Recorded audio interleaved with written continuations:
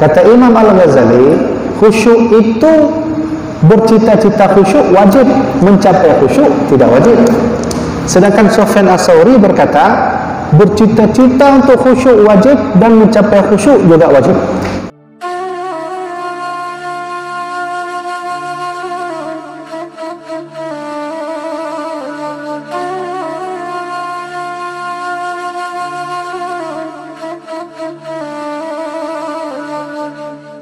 Al-Talibin jilid 2 itu pendapat yang ditulis oleh Sufyan Ats-Tsauri. Di dalam saya baca Sufyan Ats-Tsauri jilid 2, kata Sufyan Ats-Tsauri, ciri-ciri kita solat kalau sudah khusyuk solat itu kita tak faham lagi mana depan, mana belakang, mana kanan, mana kiri. Bunyikan lagi anda semayang, nian tak khusyuk dah. Sufyan Ats-Tsauri. Itu ciri-ciri khusyuk. Berarti saat kita sudah mulai solat, kita tak faham lagi perkara yang lain, hanya kecuali kita solat kepada Allah Subhanahu Wa Taala, itu sama sudah khusyuk. Bisa nggak? Wah, berat hari itu. Kalau kita solat dan tak tahu lagi mana depan, mana belakang, itu kayaknya berat sekali. Nah, hadir Imam Ghazali. Kata Imam Al-Ghazali, khusyuk itu bercita-cita khusyuk wajib, mencapai khusyuk tidak wajib. Sedangkan Sufyan Ats-Tsauri berkata, bercita-cita untuk khusyuk wajib dan mencapai khusyuk juga wajib. Kata Imam Ghazali, wah itu berat sekali, karena tidak semua orang bisa salat seperti itu. Maka kata Imam Ghazali, kalau begitu salat bercita-cita saya harus khusyuk dalam salat, itu wajib. Tapi mencapai ke titik khusyuk itu tidak wajib. Itu pendapat Imam Al-Ghazali.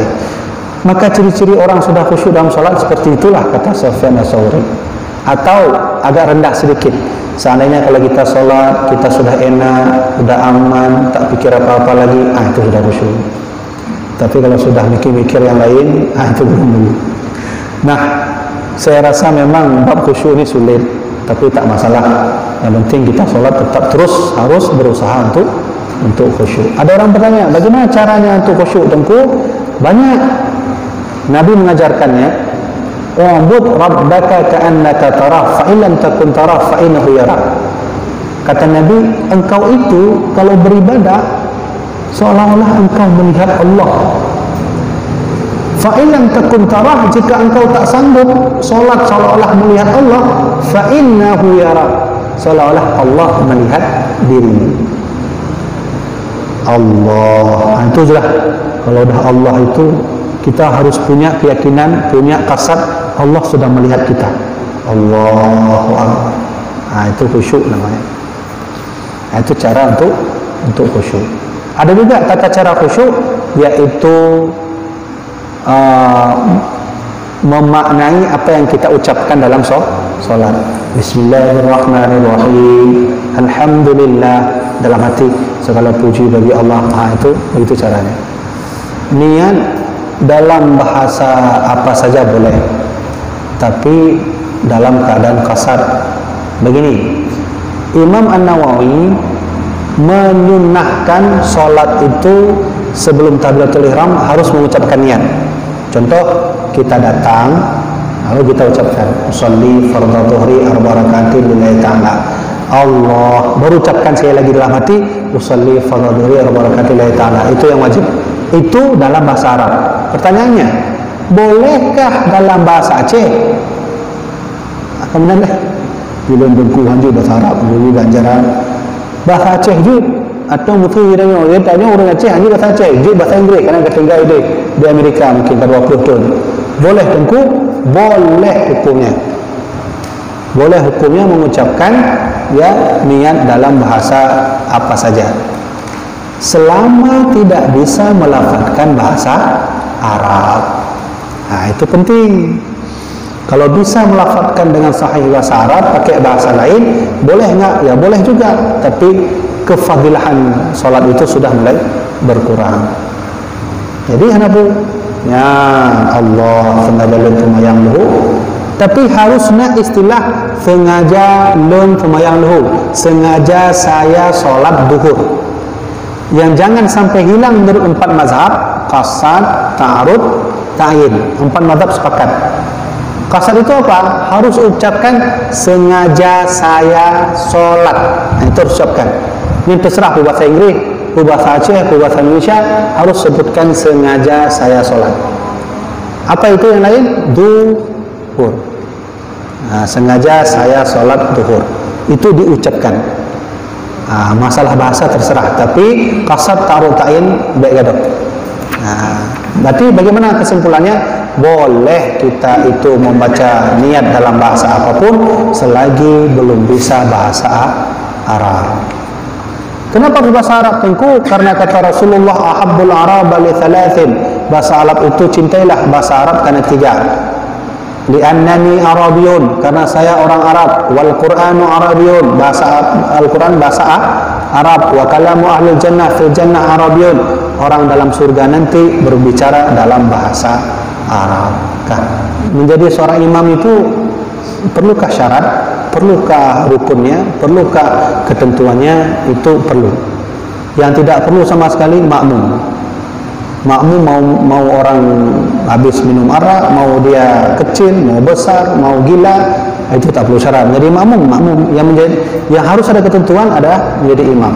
Maka kata Rasulullah, yang cocok menjadi imam yang pertama itu a'lamuhum, orang yang lebih faham tentang ilmu sholat. Ya, benar. Berarti di sini bukan orang yang nilai paling tinggi hafidnya, paling tinggi dia bisa menghafal Qurannya, bukan. Tapi a'lamuhum, orang yang lebih faham tentang ilmu sholat. Sudah? Kalau sama bagaimana dengku? Ada 2 imam yang sama, barulah nanti Rasulullah menyebutkan afsahuhum, orang yang paling pandai bahasa Arab atau menghafal Qurannya. Begitu. Itulah kriteria seorang imam.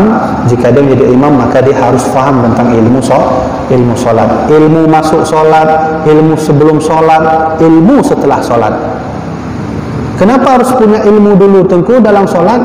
Karena ilmu inilah yang memegang penuh sah atau tidaknya kita sholat. Ada orang, contoh, minta maaf, ada orang yang hafal mungkin 30 juz tapi tidak faham ilmu. Maka ingat baik-baik, Syekh Imam Ibn Ruslan berkata, wal amalu bila ilmin mardudatun lam tuqbal. Orang yang mengamalkan amal tanpa ilmu ditolak. Jangankan sholat, kita memperbaiki motor tak ada ilmu, motornya rusak. Kemudian lagi gidanya hana fum tak ilmu, itu kah lengon tanya memperbaiki tak abang Honda lu kaji perlu nanya leh itu kan oli tak perlu bensin itu contohnya.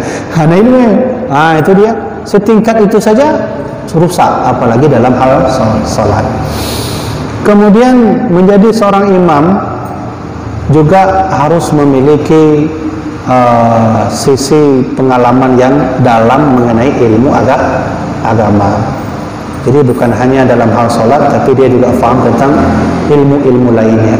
Dia tak kenjo bahasanya ulama lah yang sudah faham tentang ilmu. Maka jika orang bertanya, tengku, ada seorang hafid menjadi imam tapi tak ada ilmu, ada orang yang berilmu tapi dia tidak hafid, mana yang cocok? Mana yang tepat? Maka lebih diutamakan orang yang berilmu, walau dia tidak menghafal Quran, hanya qul huwallahu ahad saja dia hafal, itu lebih diutamakan daripada orang yang tidak ada ilmu. Apakah orang yang beraliran sesat bisa jadi imam walaupun dia alim?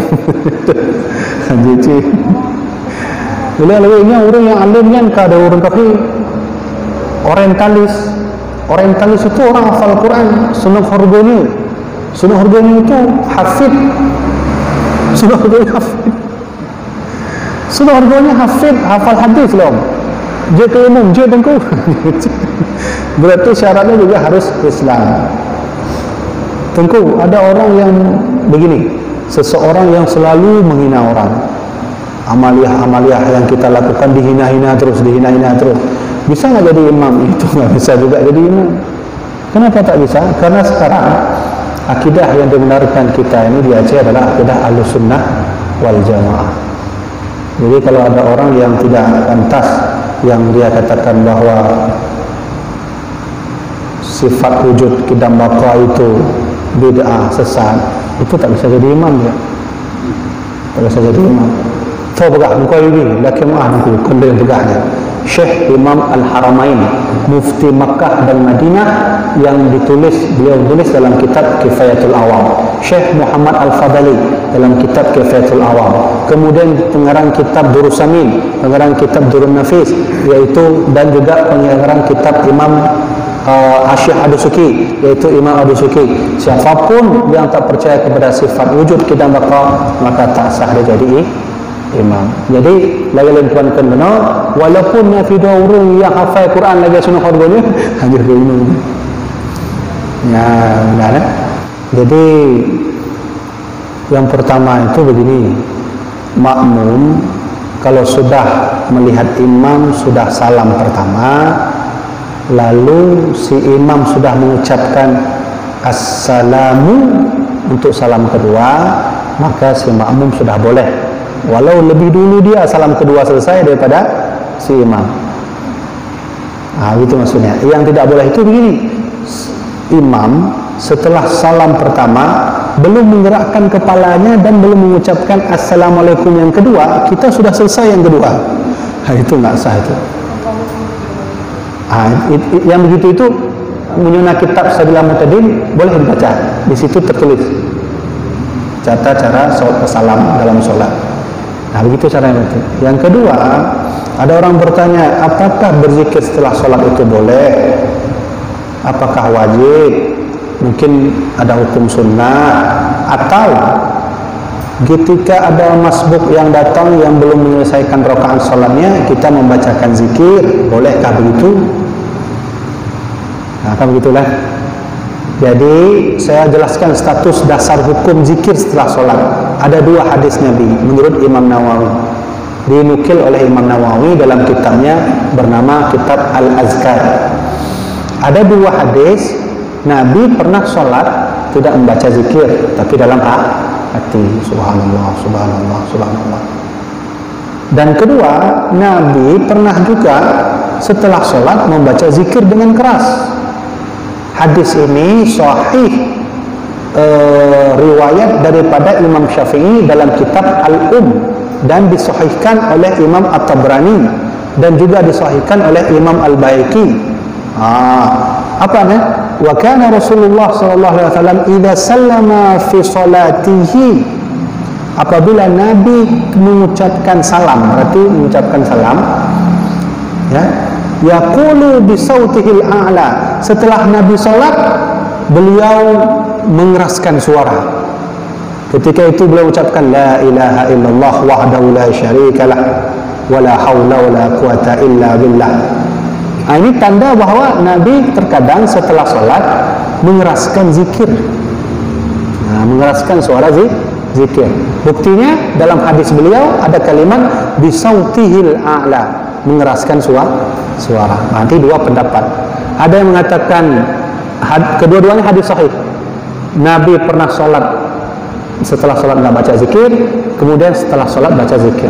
Nah, sekarang permasalahannya, ada orang bertanya kepada Imam Nawawi, guru, kalau sudah dua bertentangan hadis ini, bagaimana cara kita mengamalkannya? Karena kedua-duanya berharga. Kemana lah? Ini Nawawi tanya kepada Imam Nawawi. Kalau kita ambil ini, ya sayang yang ini.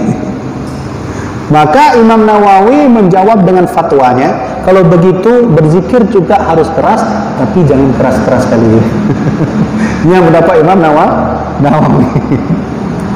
Tetap keras, tapi jangan keras-keras kali. Sudah selesai hukum dasar zikir. Permasalahan yang lainnya, kita nggak baca zikir tentu. Kenapa? Karena ada masbuk yang belum menyelesaikan sholat. Oke, baca nggak zikir? Atau nggak boleh kita baca? Bagaimana sepakat? Bagaimana sepakat? Karena tadi saya sudah jelaskan, ada hadis yang boleh baca zikir setelah sholat dengan keras, ada yang tidak. Berarti kembalikan ke masjidnya. Bagaimana sepakat? Oh, kami di masjid ini tentu sepakat zikir. Berarti ikut. Terus masbuk gimana? Nah, masbuk juga harus sepakat karena sudah sepakat. Tengku, kami di masjid ini setelah solat zikir dalam hati. Kenapa mengganggu orang solat? Berarti kembali ke begitu caranya. Kenapa? Berarti orang yang baca zikir dengan keras setelah solat boleh, orang yang baca zikir tidak dengan keras setelah solat pun boleh. Nah, kalau begitu sudah ada hadis dua-dua, boleh diambil. Nah, saya sudah jelaskan referensinya dalam kitab Al-Azkar. Kemudian hadis Nabi bahwa beliau ada zikir dengan keras juga sudah saya jelaskan ininya dalam kitab ya, dalam kitab saya lupa itu, riwayat Imam Al-Baihaqi dan seterusnya. Baik, tunggu, ada masalah lain saya tambahkan, mungkin ada orang bertanya.